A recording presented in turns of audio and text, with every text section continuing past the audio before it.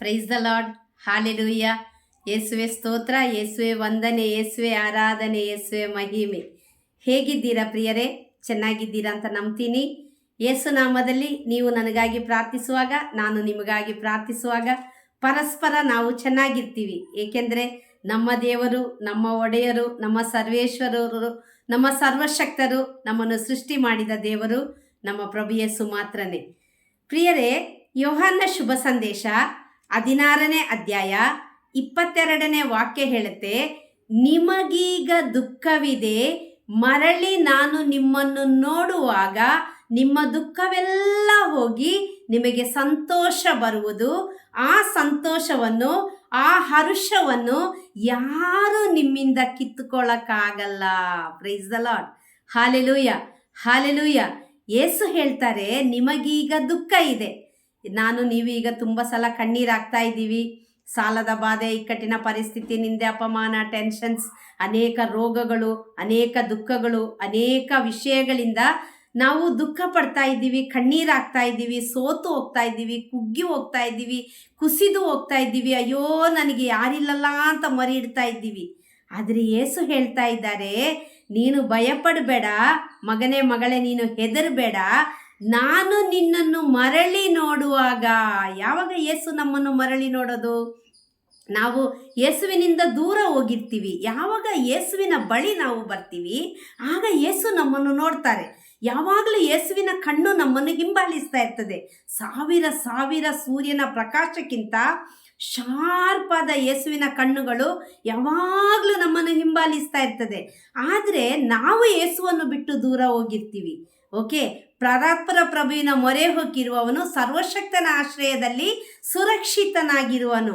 ನಾವು ಆ ದೇವರ ರಕ್ಷೆಯ ಕಕ್ಷೆಯ ಆ ನೆರಳಿನಡಿಯಿಂದ ಯಾವಾಗ ನಾವು ದೂರ ಹೋಗಿರ್ತೀವೋ, ಆಗ ನಮಗೆ ದುಃಖಗಳು, ನೋವುಗಳು, ನಿರಾಶೆಗಳು, ಸೋಲುಗಳು, ವೇದನೆಗಳು ಎಲ್ಲ ಇರ್ತದೆ. ಆದರೆ ಯೇಸು ಹೇಳ್ತಾರೆ, ಮಗನೇ, ಮಗಳೇ, ನೀನು ಮರಳಿ ಬರ್ತೀಯಲ್ಲ, ನಾನು ನಿನ್ನ ಜೊತೆ ಇರ್ತೀನಲ್ಲ, ನೀನು ನನ್ನ ಜೊತೆ ತಂಗ್ತೀಯಲ್ಲ, ಆಗ ನಿನ್ನ ದುಃಖವೆಲ್ಲ ಹೋಗಿ ಸಂತೋಷ ಬರುವುದು, ಆನಂದ ಬರುವುದು, ಹರ್ಷ ಬರುವುದು. ಅದನ್ನು ಯಾರಿಂದಲೂ ಕಸಿದುಕೊಳ್ಳಲು ಸಾಧ್ಯವಿಲ್ಲ. Price the Lord. Hallelujah, hallelujah. ಎಂಥ ಸಂತೋಷದ ವಿಷಯ ಅಲ್ಲ ರೀ. ಬೆಳಿಗ್ಗೆನೆ ನಾನೊಂದು ಸಂತೋಷದ ಸುದ್ದಿ ಹೇಳಿದ್ದೀನಿ ನಿಮಗೆ. ದೇವರು ನಮ್ಮನ್ನು ನೋಡುವಾಗ ನಮ್ಮ ದುಃಖ ಎಲ್ಲ ಹೋಗಿ ಸಂತೋಷ ಬರ್ತದೆ. ಏನು ಉಲ್ಲಾಸದ ವಿಷಯ, ಸಂತೋಷದ ವಿಷಯ. ಎಲ್ಲ ದುಃಖಗಳು, ಅನೇಕ ಭಾರಗಳೆಲ್ಲ ನೀಗಿ ಹೋಗಿದಾಗಿ ಅನ್ನಿಸ್ತಾ ಉಂಟು. ಯಾವಾಗಪ್ಪ ಎಸಪ್ಪ ಸಂತೋಷ ನನ್ನ ಜೀವನದಲ್ಲಿ ಬರೋದು? ಈ ನಿಮಿಷವೇ, ಈ ಕ್ಷಣವೇ ಆ ಸಂತೋಷ, ಆ ಹರ್ಷ, ಆ ಆನಂದ ನಮ್ಮ ಜೀವನದಲ್ಲಿ ಬರುತ್ತೆ. ಹೇಗೆ ಅಂತ ಕೇಳ್ತೀರಾ? ಒಂದೇ ಒಂದು ಸಿಂಪಲ್ ವಿಷಯ ಅಷ್ಟೇ, ನಾವು ಯೇಸು ಹತ್ರ ಬಂದ್ಬಿಡೋದು. ಹೇಗೆ ಯೇಸು ಹತ್ರ ಬರೋದು? ದುಂದುಗಾರ ಮಗ ಪಶ್ಚಾತ್ತಾಪ ಪಟ್ಟು ಮರಳಿ ಬಂದಂತೆ. ನಮ್ಮ ಹೃದಯವನ್ನು ಒಂದ್ಸಲ ಕಲಕಿ ನೋಡಿ, ಕುಲುಕಿ ನೋಡಿ, ಅದ್ಮಿ ನೋಡಿ, ಅಮಿಕಿ ನೋಡಿ ನಾವು ಹೇಳೋದು, ಎಸಪ್ಪ, ನಾನು ನಿನ್ನಿಂದ ದೂರ ಹೋಗ್ಬಿಟ್ಟೆ ಸ್ವಾಮಿ, ಈ ರೀತಿ ಎಲ್ಲ ಮಾಡಿದ್ದೀನಿ, ನಾನು ನಿನ್ನ ಮಗಳು, ನಾನು ನಿನ್ನ ಮಗ, ಸಾರಿಪ್ಪ, ನಿನ್ನ ಪಾದ ಹಿಡ್ಕೊಂಡ್ಬಿಡ್ತೀನಿ. ಇನ್ನು ನನಗೆ ನಿನ್ನ ಬಿಟ್ಟರೆ ಬೇರೆ ಯಾವ ರಕ್ಷೆ ಇಲ್ಲ, ಯಾವುದೇ ಆಶ್ರಯ ಇಲ್ಲ, ಯಾವುದೇ ಬಿಡುಗಡೆ ಇಲ್ಲ ಸ್ವಾಮಿ, ಸಾಕಾಗಿ ಹೋಗಿದೆ. ಕಣ್ಣೀರು ಹಾಕಿ ಹಾಕಿ ಹಾಕಿ ಹಾಕಿ ಇನ್ನು ಕಣ್ಣೀರು ಹಾಕೋಕ್ಕೆ ನನ್ನ ಕಣ್ಣಲ್ಲಿ ನೀರೇ ಇಲ್ಲ ಎಸಪ್ಪ, ಹಂಗಾಗಿ ಹೋಗಿದೆ, ನಾನು ಬಂದ್ಬಿಡ್ತೀನಿ ಸ್ವಾಮಿ ಅಂತ ಹೇಳಿ ಮರಳಿ ಪುನಃ ವಾಪಸ್ ಬಂದ್ಬಿಡೋದು. ಅದು ಹೇಗೆ ಬರೋದು? ನಾವು ಯಾರ ಹತ್ರ ಆದರೂ ದ್ವೇಷ ಇಟ್ಕೊಂಡಿದ್ರೆ ಆ ದ್ವೇಷನ ಕ್ಷಮಿಸ್ಬಿಡೋದು. ಓಕೆ, ಯಾರನ್ನಾದರೂ ನಾವು ತಳ್ಳಿ ಹಾಕಿದರೆ, ದೂಡಿ ಹಾಕಿದರೆ, ಅವರ ಮೇಲೆ ಅಪಪ್ರಚಾರ ಮಾಡಿದರೆ, ಅವರ ಬಗ್ಗೆ ಸುಳ್ಳು ಹೇಳಿದರೆ, ಒಬ್ಬರ ಹೆಸರನ್ನು ಹಾಳು ಮಾಡಿದರೆ, ಒಂದು ಕುಟುಂಬವನ್ನು ಹಾಳು ಮಾಡಿದರೆ, ಒಂದು ಜೀವನವನ್ನು ಹಾಳು ಮಾಡಿದರೆ, ಅದರಿಂದೆಲ್ಲ ಬಿಡುಗಡೆಯಾಗಿ ವಾಪಸ್ ಬರೋದು. ಪ್ರಿಯರೇ, ಇತ್ತೀಚಿನ ದಿನಗಳಲ್ಲಿ ನಾವು ನೋಡ್ತೀವಿ, ಒಬ್ಬರನ್ನ ತುಳಿದು ಒಬ್ಬರು ಮೇಲಕ್ಕೆ ಹೋಗೋಕ್ಕೆ ಹೆಂಗೆಲ್ಲ ಆಗ್ತದೆ ಅಂತೇಳಿ ಕಾಯ್ತಾ ಇರುವ ನಿಮಿಷಗಳು. ಆದರೆ ಬೆಳೆಸೋದು, ಬೆಳೆಯೋದು, ಆಶೀರ್ವದಿಸೋದು ದೇವರು. ಹಿಂಗೆ ಹೊಡೆದ ತಕ್ಷಣ ಎಂಥವನಾದರೂ ಎಂಥ ಬಡತನದಲ್ಲಿ ಇರುವವನಾದರೂ ಒಂದೇ ಒಂದು ರಾತ್ರಿಯಿಂದ ಶ್ರೀಮಂತರಾಗಲಿಕ್ಕೆ ಸಾಧ್ಯ. ಸತ್ತು ಕೊಳೆತು ಹೋದ ಲಾಜರನಿಗೆ ಫ್ರ್ಯಾಕ್ಷನ್ ಆಫ್ ಸೆಕೆಂಡಲ್ಲಿ ಜೀವ ಕೊಟ್ಟ ಯೇಸುವಿಗೆ ನಮ್ಮಲ್ಲಿರುವ ಯಾವುದೇ ರೋಗಗಳಾಗಲಿ, ಕ್ಯಾನ್ಸರ್ ಆಗಲಿ, ಏಡ್ಸ್ ಆಗಲಿ, ಇನ್ನು ಯಾವ ಯಾವ ರೋಗಗಳಿದೆಯೋ, ಇನ್ನು ಹೇಳ್ಕೊಳಕ್ಕಾಗದಂಥ ರೋಗಗಳು, ಹೃದಯದ ಸಂಬಂಧಿ ಕಾಯಿಲೆ ಇರ್ಬೋದು, ಅಥವಾ ಮಾರಕ ವ್ಯಾಧಿಗಳು, ತೊಲಗಿ ಹೋಗೋಕ್ಕಾಗದಂಥ ವ್ಯಾಧಿಗಳು, ಔಷಧಿ ತೆಕ್ಕೊಂಡು ಸಾಕಾಗಿ ಹೋದಂಥ ರೋಗಗಳು, ಡಾಕ್ಟರ್ಸ್ ಕೈ ಬಿಟ್ಟ ರೋಗಗಳು, ಯೇಸು ಒಮ್ಮೆ ನುಡಿದ್ರೆ ಸಾಕು ರೀ, ಯೇಸು ಒಮ್ಮೆ ನೋಡಿದ್ರೆ ಸಾಕು ರೀ, ಯೇಸು ಒಮ್ಮೆ ಮುಟ್ಟಿದ್ರೆ ಸಾಕು ರೀ, ನಮಗೆ ಸೌಖ್ಯದ ಶಕ್ತಿ ಇಳಿದು ಬರುತ್ತೆ. ಆ ಸೌಖ್ಯ ಬೇಕಾ, ಆ ಬಿಡುಗಡೆ ಬೇಕಾ, ಆ ಯೇಸು ಹತ್ರ ಬರೋದು. ಆಗ ನಾವು ಏನು ಮಾಡಬೇಕು ಅಂತ ಹೇಳಿದ್ರೆ, ನಮ್ಮ ನಾಲಿಗೆಯನ್ನು ಆದಷ್ಟು ಸ್ವಲ್ಪ ಹತೋಟಿಯಲ್ಲಿ ಇಟ್ಕೊಳ್ಳೋಕ್ಕೆ ನಾವು ಟ್ರೈ ಮಾಡಬೇಕು. ಯಾಕೋಬರಿಗೆ ಬರೆದ ಪುಸ್ತಕ 3ನೇ ಅಧ್ಯಾಯದಲ್ಲಿ, ಅದು ಸಣ್ಣ ಅಧ್ಯಾಯ ಆಯಿತಾ, ಒಂದ್ಸಲ ತೆಗೆದು ಓದಿ. ಹೊಸ ಒಡಂಬಡಿಕೆಯಲ್ಲಿ ಯಾಕೋಬರಿಗೆ ಬರೆದ ಪುಸ್ತಕ ಪತ್ರಿಕೆ 3ನೇ ಅಧ್ಯಾಯ, ಒಂದು ಸಣ್ಣ ಅಧ್ಯಾಯ, ಸ್ವಲ್ಪನೇ ಇರೋದು. ನಮ್ಮ ಇಡೀ ಶರೀರದಲ್ಲಿ ನಾಲಿಗೆ ಅತಿ ಚಿಕ್ಕದಾದ ಅಂಗ, ಆದರೆ ಆ ಚಿಕ್ಕದಾದ ಅಂಗ ಇಡೀ ನಮ್ಮ ಶರೀರವನ್ನು ದಹಿಸಿ ಹಾಕುತ್ತೆ. ಅಂದರೆ ನಮ್ಮ ಇಡೀ ಜೀವನವನ್ನು ನಾವು ಹಾಳು ಮಾಡಲಿಕ್ಕೆ ಆ ನಾಲಿಗೆಯ ಮೂಲಕ ಮಾತನಾಡುವ ಮಾತುಗಳು ಸಾಕು. ಇತರರನ್ನು ದ್ವೇಷಿಸೋದು, ಇತರರನ್ನು ನೋಯಿಸೋದು, ಇತರರ ಬಗ್ಗೆ ಚಾಡಿ ಹೇಳೋದು, ಇಲ್ಲ ಸಲ್ಲದ ಹೇಳೋದು. ಕೆಲವು ನಾಲಿಗೆಗಳು ಉಂಟು ರೀ, ಪರದೂಷಣೆಗೆ ಆ ಡಿಗ್ರಿ ತೆಗ್ದಂಗೆ ಆ ನಾಲಿಗೆ. ಯಾವಾಗ ನೋಡಿದ್ರೂ ಪರದೂಷಣೆ. ಒಬ್ಬರನ್ನ ಆಗಲ್ವಾ, ಅವ್ರನ್ನ ಬಿಟ್ಟಾಕಿ, ಅವ್ರಿಗಾಗಿ ಪ್ರಾರ್ಥಿಸಿ, ಅವ್ರ ಬಗ್ಗೆ ಮಾತಾಡಕ್ಕೆ ಹೋಗಬೇಡಿ. ನಿನಗೆ ಸಿಕ್ಕುವ ಆಶೀರ್ವಾದನ ನೀನು ಯಾಕೆ ಕಳ್ಕೊಳ್ತೀಯ? ಯೇಸು ಹೇಳಿದ್ರು, ಪುನಃ ಮರಳಿ ನೋಡುವಾಗ ನಿನ್ನಲ್ಲಿ ಆನಂದ ಇರುತ್ತೆ. ಆನಂದ ಅಂದರೆ ರೋಗ ಬಿಟ್ಟು ಹೋಗಿರುತ್ತೆ, ಸಾಲ ನೀಗಿ ಹೋಗಿರುತ್ತೆ, ಎಲ್ಲ ದುಃಖಗಳು ನೀಗಿ ಇರುತ್ತೆ, ನೋವುಗಳು, ನಿರಾಶೆಗಳು, ಸೋಲುಗಳು, ವೇದನೆಗಳು, ಮಕ್ಕಳಿಲ್ಲದ ಅವಸ್ಥೆ ಎಲ್ಲ ನೀಗಿ ಹೋಗಿರುತ್ತೆ. ಆ ಎಲ್ಲ ನೀಗುವಿಕೆಯಿಂದ ಉಂಟಾಗುವ ಆ ಸಮಾಧಾನ, ಆ ಶಾಂತಿ, ಆ ಉಲ್ಲಾಸ, ಆ ಹರ್ಷ ನಮ್ಮ ಹತ್ರ ಬರಬೇಕಾದ್ರೆ ಈ ನಾಲಿಗೆ, ಅತೀ ಚಿಕ್ಕದಾದ ಈ ನಾಲಿಗೆಯನ್ನು ನಾವು ಈ 32 ಹಲ್ಲುಗಳ ಒಳಗೆ ಹಾಕಿ ಒಂದು ಬೀಗ ಹಾಕಿ ಟೈಟ್ ಮಾಡಿ ಇಟ್ಟುಬಿಡ್ಬೇಕು, ಜಿಪ್ ಹಾಕಿ ಇಟ್ಟುಬಿಡ್ಬೇಕು. ನಾನು ಇನ್ನು ಮುಂದೆ ಯಾರ ಬಗ್ಗೆ ಮಾತಾಡಲ್ಲ. ಇವತ್ತು ಒಂದು ತೀರ್ಮಾನ ತಗೊಳ್ಳಿ, ಅಂದರೆ ಕೆಟ್ಟ ರೀತಿಯಲ್ಲಿ ನಾವು ಮಾತಾಡಲ್ಲ. ಎಷ್ಟು ಒಳ್ಳೆಯದಾಗುತ್ತೆ ಅಷ್ಟು ಮಾತಾಡಿ ಒಬ್ಬರ ಜೀವನವನ್ನು ಆಶೀರ್ವದಿಸಿ ಪ್ರಿಯರೇ. ಅವರಿಗಾಗಿ ಪ್ರಾರ್ಥಿಸಿ. ಒಬ್ಬರು ನಿಮ್ಮ ಕುಟುಂಬದಲ್ಲಿ ಬಂದು ನಿಮ್ಮ ಕುಟುಂಬದ ಸಮಾಧಾನವನ್ನು ಹಾಳು ಮಾಡ್ತಾ ಇದ್ದಾರೆ, ಅವರಿಂದ ನಿಮ್ಮ ಕುಟುಂಬಕ್ಕೆ ಒಂದು ತೊಂದರೆ ಆಗ್ತಾ ಇದೆ ಅಂತ ಹೇಳಿದರೆ ಅವರಿಂದ ದೂರ ಇರಿ. ಆದರೆ ಅವರಿಗಾಗಿ ಪ್ರಾರ್ಥಿಸಿ. ಅವ್ರ ಬಗ್ಗೆ ಏನು ಮಾತಾಡಕ್ಕೆ ಹೋಗಬೇಡಿ. ಅವರ ಹೆಸರು ಹಾಳು ಮಾಡೋದಾಗಲಿ, ಇಲ್ಲ ಸಲ್ಲದು ಹೇಳೋದಾಗಲಿ, ಅದು ನಿನಗೇನೆ ಶಾಪ ಆಗುತ್ತೆ.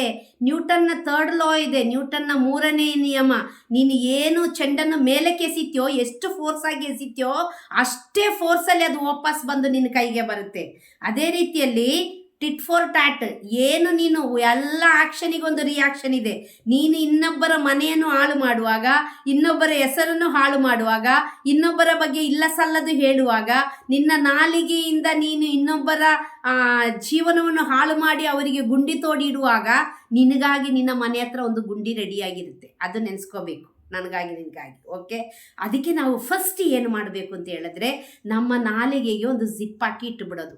ಇನ್ನು ನಾನು ಈ ನಾಲಿಗೆಯ ಮೂಲಕ ಕೆಟ್ಟದು ಮಾತಾಡಲ್ಲ, ಪರದೂಷಣೆ ಮಾಡಲ್ಲ, ಚಾಡಿ ಹೇಳಲ್ಲ, ಪೋಲಿ ಮಾತುಗಳನ್ನ ಆಡಲ್ಲ, ಇನ್ನೊಬ್ಬರ ಕುಟುಂಬವನ್ನು ಹೆಸರನ್ನು ಹಾಳು ಮಾಡಲ್ಲ, ಕೆಟ್ಟದು ಮಾಡಲ್ಲ. 2ನೇಯದು ಕ್ಷಮಿಸೋದು. 3ನೇಯದು ದೇವರಿಂದ ದೂರ ಹೋಗಿ ನಾನು ಏನೇನು ಪಾಪ ಮಾಡಿದ್ದೀನಿ, ಕಳ್ಳತನ, ಸುಳ್ಳು, ಕಪಟ, ಮೋಸ, ವಂಚನೆ, ವ್ಯಭಿಚಾರ, ಬ್ಲೂ ಫಿಲಮ್ ನೋಡೋದು, ಹಸ್ತಮೈಥುನ, ಸಲಿಂಗಕಾಮ, ಪರಸ್ತ್ರೀ ಸಂಘ, ಪರಪುರುಷನ ಸಂಘ, ಇದರಿಂದೆಲ್ಲ ಹೊರಗಡೆ ಬರೋದು. ಆಗ ಯೇಸು ನಮ್ಮನ್ನು ಮರಳಿ ನೋಡ್ತಾರೆ. ದುಂದುಗಾರ ಮಗ ಬಂದು ಅಪ್ಕೊಂಡ, ಅಪ್ಪ ನಿನಗೂ ದೇವರಿಗೂ ನಾನು ವಿರುದ್ಧವಾಗಿ ಪಾಪ ಮಾಡಿದ್ದೀನಿ, ನಿನ್ನ ಮನೆಯಲ್ಲಿ ಒಂದು ಆಳನ್ನಾಗಿ ಆದರೂ ನನ್ನನ್ನು ನೋಡು, ಒಂದು ಕೆಲಸದ ಆಳಾಗಿ, ಒಂದು ಕೂಲಿ ಆಳಾಗಿ ಆದರೂ ನನ್ನನ್ನು ನೋಡು. ದೇವರು ಅವನನ್ನು ಕ್ಷಮಿಸಿ ಅಪ್ಪಿಕೊಂಡ್ರು. ಅದು ಹಾಗೆ ಹೀಗೆ ಕ್ಷಮಿಸಿಲ್ಲ ರೀ. ಉಂಗುರ ತೊಡಿಸಿ, ಪಾದರಕ್ಷೆ ತೊಡಿಸಿ, ಹಬ್ಬದ ಕುರಿಯನ್ನು ಕೊಯ್ಯಿಸಿ, ಹಬ್ಬದ ಊಟ ಹಾಕ್ಸಿ, ಹಬ್ಬ ಎಂಥ ಸೆಲೆಬ್ರೇಷನ್ ನೋಡಿ. ಈ ಕ್ಷಣ ನೀನೊಂದು ಪಾಪ ನಿವೇದನೆ ಮಾಡಿ, ಈ ಕ್ಷಣ ನೀನೊಂದು ಪಶ್ಚಾತ್ತಾಪ ಪಟ್ಟು, ಈ ಕ್ಷಣ ನಿನ್ನ ಹೊಲಸನ್ನು ಯೇಸುವಿನ ರಕ್ತದಲ್ಲಿ ತೊಳೆದು ಶುದ್ಧೀಕರಿಸಲ್ಪಟ್ಟು ನೀನು ಬಂದು ನೋಡು.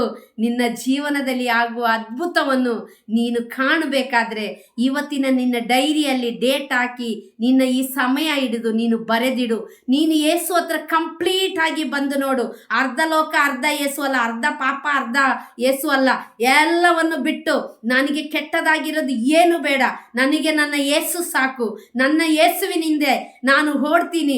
ಆ ಆನಂದದಲ್ಲಿ, ಉಲ್ಲಾಸದಲ್ಲಿ, ಸಂಭ್ರಮದಲ್ಲಿ ಯೇಸುವನ್ನು ಅಪ್ಪಿಕೊಂಡು, ಯೇಸುವನ್ನು ನನ್ನ ಹೃದಯದಲ್ಲಿ ಹಿಡ್ಕೊಂಡು, ನನ್ನ ಜೀವನದಲ್ಲಿ ನಾನು ಅಪ್ಪಿಕೊಂಡು ಮುದ್ದಾಡಿಕೊಂಡು, ನಾನು ನನ್ನ ಯೇಸು ಸ್ವರ್ಗದಲ್ಲಿ ನೆರವೇರುವ ಪ್ರಕಾರ ಭೂಲೋಕದಲ್ಲಿ, ನನ್ನ ಕುಟುಂಬದಲ್ಲಿ, ನನ್ನ ಜೀವನದಲ್ಲಿ, ನನ್ನ ಮಕ್ಕಳಲ್ಲಿ, ನನ್ನ ಭವಿಷ್ಯದಲ್ಲಿ ನೆರವೇರುವಂತಹ ಒಂದು ಜೀವನವನ್ನು ನಾನು ಈ ಲೋಕದಲ್ಲಿಯೇ ಅನುಭವಿಸ್ತೀನಿ. ದೇವರು ಸುಳ್ಳು ಹೇಳುವ ದೇವರಲ್ಲ. ನನ್ನ ಬಳಿಗೆ ಬನ್ನಿರಿ, ನಾನು ನಿನಗೆ ವಿಶ್ರಾಂತಿ ಕೊಡ್ತೀನಿ ಅಂತ ಮತ್ತಾಯ 11:28 ಹೇಳಿದ್ರೆ, ದುಡಿದು ಭಾರ ಹೊತ್ತು ಬಳಲಿ ಬೆಂಡಾದ ಸರ್ವ ಜನರೇ, ನೀವೆಲ್ಲರೂ ನನ್ನ ಹತ್ರ ಬನ್ನಿರಿ. ನೊಂದವರೇ, ಬೆಂದವರೇ, ದುಃಖಿತರೆ, ಅನಾಥರೇ, ನೀರಿಲ್ಲದೆ ಬಳಲ್ತಾ ಇರುವವರೇ, ಅನ್ನ ಆಹಾರ ಇಲ್ಲದೆ ಕೊರಗ್ತಾ ಇರುವವರೇ, ಮಕ್ಕಳಿಲ್ಲದ ದಂಪತಿಗಳೇ, ಸಾಲದ ಬಾಧೆಯಿಂದ ಕಣ್ಣೀರಾಗ್ತಾ ಇರುವವರೇ, ಕುಟುಂಬದ ಸಮಾಧಾನ ಇಲ್ಲದೆ ಅಲಿತಿರುವವರೇ, ನೀವೆಲ್ಲರೂ ನನ್ನ ಹತ್ರ ಬನ್ನಿರಿ, ನಾನು ನಿಮಗೆ ವಿಶ್ರಾಂತಿ ಕೊಡ್ತೀನಿ. ನನ್ನ ಬಳಿಗೆ ಬಂದವರನ್ನು ನಾನೆಂದಿಗೂ ತಳ್ಳಿ ಬಿಡುವುದಿಲ್ಲ. ಸಮಾರ್ಯದ ಸ್ತ್ರೀ ಯೇಸು ಹತ್ರ ಬಂದು ಯೇಸು ತಳ್ಳಿ ಬಿಟ್ಟಿಲ್ಲ. ವ್ಯಭಿಚಾರದ ಮಹಿಳೆ ಯೇಸು ಹತ್ರ ಬಂದ್ರು ಯೇಸು ತಳ್ಳಿ ಬಿಟ್ಟಿಲ್ಲ. ದುಂದುಗಾರ ಮಗ ಯೇಸು ಹತ್ರ ಬಂದ್ರು ಯೇಸು ತಳ್ಳಿ ಬಿಟ್ಟಿಲ್ಲ. ಪೌಲ ಒಂದು ಕೊಲೆಗಡುಕನಂತೆ ಎಲ್ಲರನ್ನು ಕೊಂದು ಹಾಕ್ಲಿಕ್ಕಾಗಿ, ಅಪ್ಪಣೆ ಪಡಿಲಿಕ್ಕಾಗಿ ಹೋದವರನ್ನು ಯೇಸು ಮುಟ್ಟಿದ್ರು, ಯೇಸು ಬಿಡುಗಡೆ ಮಾಡಿದ್ರು. ಯೇಸು ಅವನನ್ನು ತಳ್ಳಿ ಹಾಕಿಲ್ಲ ಕೊನೆ ಉಸಿರವರೆಗೆ. ಪೇತ್ರ ಯೇಸುವನ್ನು 3 ಬಾರಿ ಹಲ್ಲೆಗಳದ, ದೇವರು ಯೇಸು ಅವನನ್ನು ತಳ್ಳಿ ಹಾಕ್ಲಿಲ್ಲ. ಅಪ್ಪಿಕೊಂಡ್ರು, ಮುತ್ತು ಕೊಟ್ರು. ಯೇಸು ಅವರನ್ನು ತನ್ನ ಶಿಷ್ಯರಾಗಿ ಮಾರ್ಪಡಿಸಿದ್ರು. ಲೋಕದ ಕಟ್ಟ ಕಡೆಯವರೆಗೆ ಹೋಗಿ ಶುಭ ಸಂದೇಶ ಸಾರುವಂತಹ ಆ ಮಹೋನ್ನತ ಕೃಪೆಯನ್ನು, ಆ ಉನ್ನತವಾದ ಸ್ಥಾನವನ್ನು ಪೇತ್ರನಿಗೆ ಕೊಟ್ಟು ಸಭೆಯ ಮುಖ್ಯ ಅಧಿಕಾರಿಯನ್ನಾಗಿ ಮಾಡಿ ಪ್ರಥಮ ಪೋಪನ್ನಾಗಿ ಮಾಡಿದ್ರು ರೀ. ದೇವರು ನಮ್ಮನ್ನು ಮುಟ್ಟಿದ್ರೆ, ದೇವರು ನಮ್ಮನ್ನು ನೋಡಿದ್ರೆ, ದೇವರು ಒಂದ್ಸಲ ನಮ್ಮನ್ನು ಟಚ್ ಮಾಡಿಬಿಟ್ರೆ, ಈ ಲೋಕದಲ್ಲಿ ಯಾರಿಂದಲೂ ನಮ್ಮನ್ನು ಮುಟ್ಟಕ್ಕೂ ಆಗಲ್ಲ, ಮೂಸಕ್ಕೂ ಆಗಲ್ಲ.